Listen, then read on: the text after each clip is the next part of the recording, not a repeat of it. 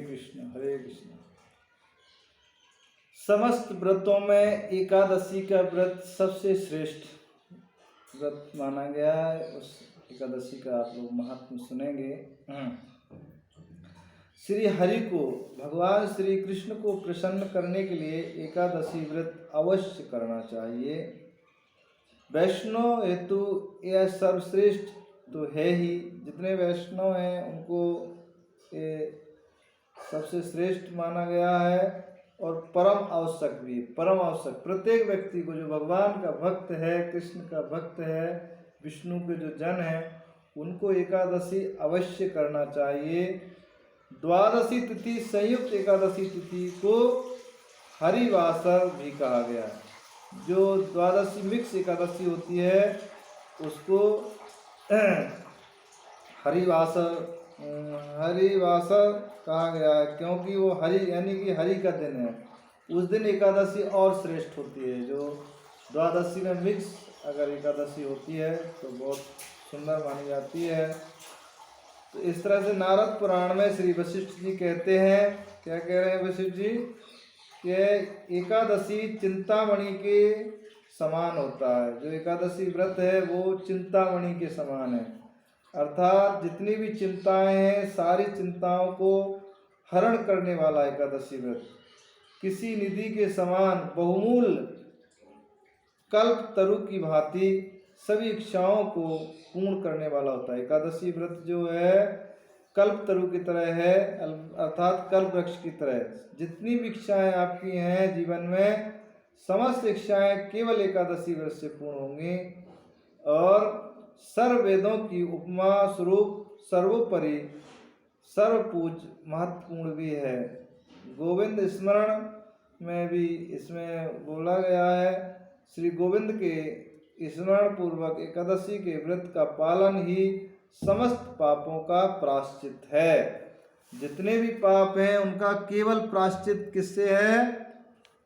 गोविंद का स्मरण करने से, भगवान का स्मरण करने से और व्रत रखने से, एकादशी का व्रत रखने से जितने भी पाप हैं सबका प्रायश्चित, संसार सागर से पार होने का भी यही उपाय है। और सारे पापों का क्षय करने का तो है ही, साथ साथ संसार को पार करने का सबसे सरल उपाय यही है कि हमें एकादशी को व्रत रहना चाहिए। तो इसलिए जो व्रत नहीं रखते हों उनको ये जानकारी अवश्य उनको सुनना चाहिए। एकादशी व्रत जरूर रखें।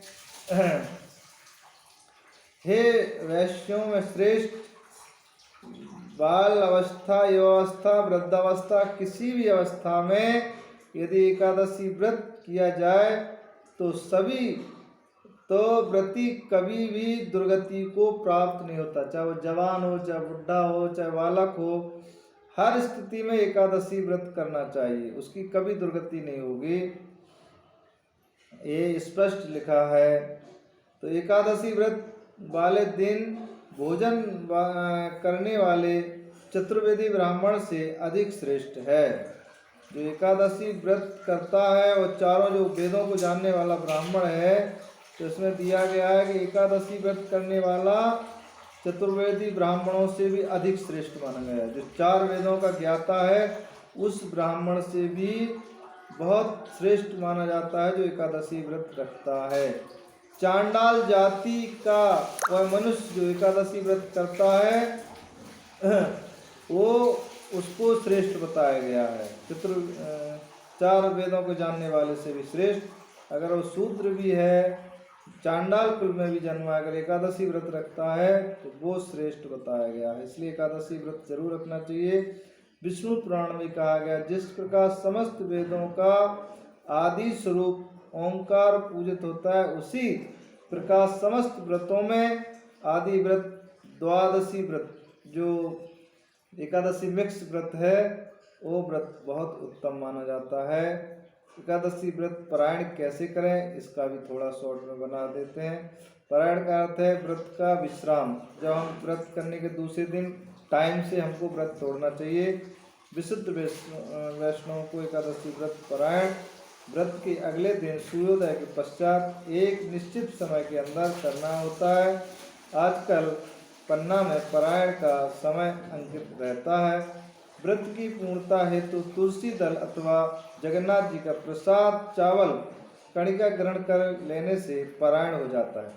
आप अगर कुछ नहीं खा सकते, अगर तुलसी दल निर्जला रहते, तुलसी दल या जगन्नाथ जी के जो चावल हैं उनका एक चावल खाने से भी पारायण हो जाता है।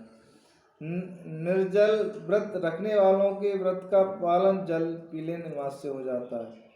तो इस तरह से हमें एकादशी व्रत रखना चाहिए, और जो नहीं रखता उनको बोलिए, क्योंकि एकादशी व्रत से श्रेष्ठ कोई व्रत नहीं है। जो एकादशी व्रत नहीं रखता है तो संसार में जितने कहते हैं पाप हो रहे हैं उनका फल उसको भोगना पड़ता है, और एकादशी रखते हैं तो समस्त पापों से मुक्त होता है। तो इस तरह से हमें एकादशी व्रत रखना चाहिए। हरे कृष्ण।